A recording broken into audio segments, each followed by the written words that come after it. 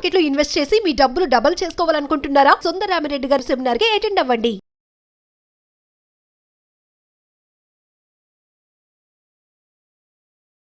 నమస్కారం సుందరరామిరెడ్డి గారు. నమస్తే సార్. ఒక సీనియర్ సిటిజన్ దగ్గర 5 lakhs ఉన్నాయండి. ఎక్కడ ఇన్వెస్ట్ చేస్తే బాగుంటుంది?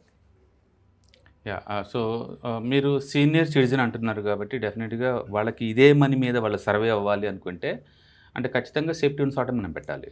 అంటే ఎందులో ఇన్వెస్ట్ చేస్తే బెటర్గా ఉంటుంది?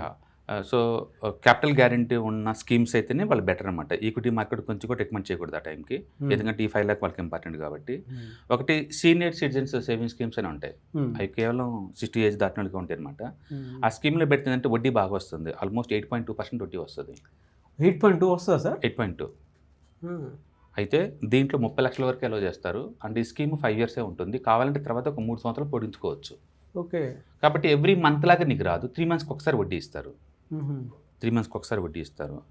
మనం 5 lakhలో 2-3 లక్షలు దీంట్లో పెట్టుకోవచ్చు, ఎందుకంటే మళ్ళీ మొత్తం పెట్టేది ఎమర్జెన్సీ నీడ్స్ ఉంటే డబ్బు కావాలి కదా. అవునవును. అందుకని కొంత దీంట్లో పెట్టుకోవచ్చు. అలాగే పోస్టల్ డిపాజిట్ స్కీమ్స్ ఉంటాయి, అవి కూడా నీకు ఆల్మోస్ట్ 8% దాకా ఇస్తారు, 7 to 8% దాకా మధ్యలో ఇస్తారు. ఓకే. పోస్టల్లో కూడా అందులో ఇన్వెస్ట్ చేశారనుకోండి, మంత్లీ తీసుకోవచ్చు, క్వార్టర్లీ తీసుకోవచ్చు, ఇయర్లీ తీసుకోవచ్చు, మీ ఇష్టంగా. పోస్టల్ సీనియర్ సిటిజన్ స్కీమ్స్ అంటే ఇస్తారన్నమాట. అలాగే ఫిక్స్డ్ డిపాజిట్ కూడా సీనియర్ సిటిజన్ సపరేట్గా ఇస్తారు, వాళ్ళకి 0.5% ఎక్స్ట్రా ఇస్తారు. Any bank. అయితే పబ్లిక్ సెక్టర్ బ్యాంక్స్ కన్నా, ప్రైవేట్ సెక్టర్ బ్యాంక్స్ కన్నా, అంటే స్మాల్ బ్యాంకింగ్ కంపెనీస్ ఉంటాయి కొన్ని, స్మాల్ బ్యాంక్స్ అనమాట అవి. అంటే ఆర్బీఐ రిజిస్టరే, బట్ బ్యాంక్ ఇచ్చింది జన ఫైనాన్స్ స్మాల్ బ్యాంకింగ్ అంటారు. అవునవునవును. అలాంటి చాలా ఉంటాయి, వాళ్ళైతే 8.5 దాకా ఇస్తారు. 8.5 పైగా backed by the reserve bank of India. అలాంటి వాటిలో ఉత్కర్ష స్మాల్ ఫైనాన్స్ బ్యాంక్ మీరు గూగుల్లో టైప్ చేయండి, వస్తే బోర్డు అన్ని మీకు నియరెస్ట్గా ఏదైనా బ్రాంచ్ ఉంటే ఆ బ్రాంచ్కి వెళ్ళండి. కాకపోతే ఆర్బీఐ 5 లక్షల వరకు గ్యారెంటీ ఇస్తుంది. అంటే ఏదైనా మన బ్యాంక్లో డిపాజిట్ చేస్తే ఆ బ్యాంకు గల్లంత అయితే 5 లక్షల వరకు వాళ్ళు ఇన్సూరెన్స్ చేస్తారు, కాబట్టి వాళ్ళందరికీ బ్యాక్ వచ్చేస్తాయి. కాబట్టి మోర్ దెన్ 5 lakh పెట్టుకుని ఉండటం బెటర్. అందుకని ఇంట్లో ఫ్యామిలీ మెంబర్స్ ఎంతమంది ఉంటే అంతమంది పేరు మీద తలా 5 లక్షల వరకు అయితే మ్యాక్సిమం ఎలో చేస్తారు. కాబట్టి ఇండియాలో ఎక్కువ వడ్డీ వచ్చే అంటే ఫిక్స్డ్ డిపాజిట్స్ ఎవరికి అంటే సీనియర్ సిటిజన్స్కి, అది కూడా స్మాల్ ఫైనాన్స్ బ్యాంక్స్లో ఎక్కువ వడ్డీ వస్తుంది. అందుకని ఈ large banks like SBI, HDFC, ICI bank వీటిలో వద్దు, వాటిల్లో మీకు 6 to 7 దాకా వస్తుంది. బట్ స్మాల్ ఫైనాన్స్ బ్యాంక్లో మాత్రం backed by the RBI up to 5 lakh వరకు, కాబట్టి అందులో పెట్టుకోవచ్చు. ఏదైనా కానీ మీ రిక్వైర్మెంట్ మంత్లీ ఇన్కమ్లా కావాలి అలా అనుకుంటే మాత్రం సీనియర్ సిటిజన్ స్కీమ్స్లో కూడా రాదు, క్వార్టర్లీ ఒకసారి వస్తుంది. కాబట్టి మనం మీరు పెట్టుకునే ఆప్షన్ పెట్టే బ్యాంక్ డిపాజిట్స్లో మంత్లీ క్వార్టర్లీ ఇలా ఉంటే చాయిస్ ఉంటుంది, అంటే పోస్టల్ కూడా చాయిస్ ఉంటుంది మీకు. ఈ 5 lakh రూపీస్లో అందులో ఒక 1 lakh అట్లా వరకు ఎమర్జెన్సీ ఫండ్స్ లాగా ఉంచుకొని, ఎందుకంటే ఓల్డ్ ఏజ్లో ఎమర్జెన్సీ నీడ్స్ ఎక్కువ ఉంటుంది, ఉంచి మిగతా ఇందులో పెట్టేసుకొని తీసుకోవచ్చు, అమౌంట్ని తీసుకోవచ్చు. నీకు అదే ఈ 5 lakh రూపీస్ అర్జెంట్ కాదు, నీకు వేరే ఇన్కమ్ ఉంది, రెగ్యులర్ ఇన్కమ్ అలా అనుకున్నారనుకోండి, అప్పుడు కాకపోతే ఈక్విటీని కలపచ్చు, కొంచెం వడ్డీ ఎక్కువ రావాలి అనుకుంటే. అప్పుడు ఏంటంటే నువ్వు అగ్రెసివ్ లేదా కన్జర్వేటివ్ హైబ్రిడ్ ఫండ్ ఉంటాయి. కన్జర్వేటివ్ హైబ్రిడ్ ఫండ్ అంటే ఎట్లా? అంటే వాళ్ళు ఏంటంటే 75% ఈ క్యాపిటల్ గ్యారంటీ ఉన్న స్కీమ్స్లో పెడతారు, అంటే డెట్ ఫండ్స్లో పెడతారు. 25% మాత్రమే ఈక్విటీలో పెడతారు. ఈక్విటీలో పెట్టినప్పుడు ఏంటంటే కొంచెం ఎక్కువ రిటర్న్స్ వస్తుంది, బట్ షార్ట్ టర్మ్కి అది సూట్ అవ్వదు, కొంచెం లాంగ్ టర్మ్ ఉండే వాళ్ళకి అనమాట అది. అప్పుడు ఏంటంటే మనకి బ్యాంకులు ఇచ్చే 8%తో పోల్చుకుంటే అందులో ఏంటంటే 10 to 12 దాకా రావచ్చు. 10 to 12 దాకా రావచ్చు అందులో. అందుకని మీ రిక్వైర్మెంట్ ఈ డబ్బే మెయిన్ ఇంపార్టెంటా, లేకపోతే వేరే ఏదైనా మీ క్యాష్ ఫ్లో ఏదైనా ఉందా అన్నదాన్ని బట్టేసి మనం రికమెండ్ చేయాల్సి ఉంటుంది. అందుకని ఫినాన్స్ ఎప్పుడు పర్సనల్, అది 1 to 1 అనమాట. వాళ్ళ రిక్వైర్మెంట్స్ ఏంటో మనకు తెలిస్తే, వాళ్ళ రిస్క్ ప్రొఫైల్ మనకు తెలిస్తే దాన్ని బట్టేసి మనం కస్టమైజ్ చేయొచ్చు అనమాట. అదర్వైజ్ లూజ్గా అందరికీ ఇది తీసుకొని ఇంత వచ్చిందని చెప్పకూడదు. బట్ ఎవరైనా సరే క్యాపిటల్ గ్యారంటీ ఉండాలి, మాకు రిస్క్ వద్దు, మాకు తక్కువ వచ్చినా పర్వాలేదు అనుకుంటే మాత్రం పర్టికులర్గా 60 దాటిన వాళ్ళకి ద బెస్ట్ అంటే మాత్రం సీనియర్ సిటిజన్స్ సేవింగ్ స్కీమ్స్. ఎందుకంటే ఇన్కమ్ ట్యాక్స్ క్లెయిమ్ చేసుకోవచ్చు, ప్లస్ 3 నెలలకోసారి వడ్డీ ఇస్తూ ఉంటారు. అందులో 8.2% is one of the biggest interest rates అనమాట.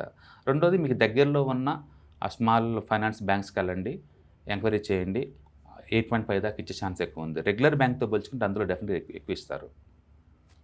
ఇది ఎంత వద్దు అంటే రూరల్ ఇండియాలో ఉన్నారనుకోండి, ఈ బ్యాంక్స్ ఉండవు, ఈ సేవింగ్స్ ఉండవు కదా, పోస్టల్ డిపార్ట్మెంట్కి వెళ్ళండి. ఈ సీనియర్ సిటిజన్ స్కీమ్ కావాలంటే పోస్టల్ డిపార్ట్మెంట్లో కూడా దొరుకుతాయి మీకు, అక్కడ దొరుకుతాయి, లేదా పోస్టల్లో కూడా దొరుకుతాయి. ఓకే. ఏదేమైనా సరే మీకు ఎనీవేర్ బిట్వీన్ 7 to 8% వచ్చే ఛాన్స్ ఉంది. ఇండియాలో సీనియర్ సిటిజన్స్ ఎక్కడ పోయినా సరే మీకు ఎక్స్ట్రా 0.5% వరకు వడ్డీ ఎక్కువ ఇచ్చే ఛాన్స్ ఎక్కువ ఉందన్నమాట.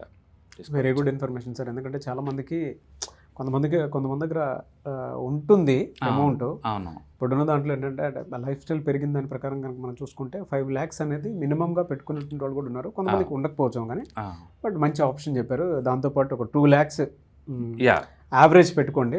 మిగతాది ఎమర్జెన్సీ ఫండ్స్ కోసం 1 lakh మామూలు బ్యాంకులో పెట్టుకోవచ్చు. అట్లా మనం మేనేజ్ చేసుకోవచ్చు. బేసిక్గా ఎవరైనా సరే రిటైర్మెంట్కి వచ్చేలోపు ఈ 5 లక్షలు 10 లక్షలు కాదండి. ఇప్పుడున్న లైఫ్ స్టైల్కి ఏంటంటే మినిమం ₹1,00,000 వరస్ట్ సినారియోలో కోటి పెట్టుకోవాలి దగ్గరలో. ఎందుకంటే ఏమొస్తుంది వాళ్ళ రిపోర్ట్లో అవును. ఒక హాస్పిటల్కి వెళ్తే డాక్టర్ ఫీజు 1000-2000 ఉంటుందండి. చేయబట్టుకుంటే 2000 అవుతుంది. అందుకని ఇంతకుముందులాగా లివింగ్ కాస్ట్ లేదు ఇప్పుడు. అందుకని మినిమం మంత్లీ హైదరాబాద్లో కనుకుంటే 2 lakh ఇన్కమ్ వచ్చేలాగా, లేదా టైర్ 2 సిటీస్ లైక్ నల్గొండ ఇలాంటి చోట్ల ఉంటేనేమో కనీసం 1,00,000 వచ్చేలాగా, అంటే పక్క పల్లెటూరులో ఉన్నాం అనుకోండి కనీసం 50,000-70,000 వచ్చేలాగా అట్లా ప్లాన్ చేసుకోండి. ఎందుకంటే మన లైఫ్ స్టైల్ కాస్ట్ అనేది మనం ఉండే ఏరియాని బట్టి ఉంటుంది అనమాట. రూరల్ ఇండియాలో ఒక కాస్ట్ ఉంటే సిటీలో మెట్రోపాలిటన్ సిటీ హైదరాబాద్లో ఇంకో కాస్ట్ ఉంటుంది. ముంబైలో ఉన్నాం అనుకోండి 1,00,000 కాదు 2 లక్షలు కూడా నథింగ్ అక్కడ. అందుకని ఉంటుంది. అందుకని రిటైర్మెంట్ ప్లాన్ ఎర్లీ స్టేజ్లో చేసుకుంటే లేట్ ఏజ్లో హ్యాపీగా బతకొచ్చు అనమాట. ఎందుకంటే 60 నుంచి 90 దాకా వితౌట్ ఇన్కమ్ లేకుండా సర్వే అవ్వాలంటే ఈ 5 lakhs 10 lakhs అనేది నథింగ్ యాక్చువల్గా. బట్ స్టిల్ ఉన్నంతలో మీకు కావాలనుకుంటే మాత్రం క్యాపిటల్ గ్యారెంటీ ఉండే ఫండ్స్ మాత్రం first priority goes to the senior citizen saving స్కీమ్స్కి వెళ్తాయి. తర్వాత ఏమో స్మాల్ ఫైనాన్స్ బ్యాంక్స్కి వెళ్ళండి. మూడోదేమో పోస్టల్ డిపాజిట్ తీసుకోండి. ఈ 3 అయితే క్యాపిటల్ గ్యారెంటీ ఉన్న ఫండ్స్ అనమాట. అండ్ రైన్ అయినా షైన్ అయినా సరే మీ క్యాపిటల్ గ్యారెంటీ ఉంటుంది. మీకు ఎంతకంత వడ్డీ వస్తూ ఉంటుంది. బట్ మీకు ఈ డబ్బు ఇంపార్టెంట్ కాదనుకుంటే మాత్రం ఈక్విటీకి ఎంతకంత కాంపౌండ్ కలుపుకోండి అన్నమాట. Definitely. Thank you so much sir. Hi, 1 day classroom ఎన్విరాన్మెంట్లో ఆఫ్లైన్ వెబినార్ జరగబోతుంది.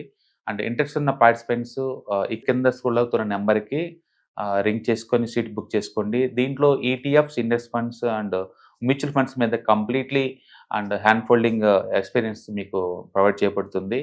దీని ద్వారా ఏంటంటే మనం ఎసెట్స్ని స్టాక్ మార్కెట్లో ఎలా మేనేజ్ చేసుకోవాలి, ఎలా గ్రో చేసుకోవాలి, ఎలా ప్రొడక్ట్ చేసుకోవాలో అంటే ప్రాక్టికల్గా నేర్చుకుంటారు. కాబట్టి ఇంట్రెస్ట్ ఉన్న పార్టిసిపెంట్స్ కింద స్క్రోల్ అవుతున్న నెంబర్కి పింగ్ చేసి సీటు రిజర్వ్ చేసుకోండి. Thank you.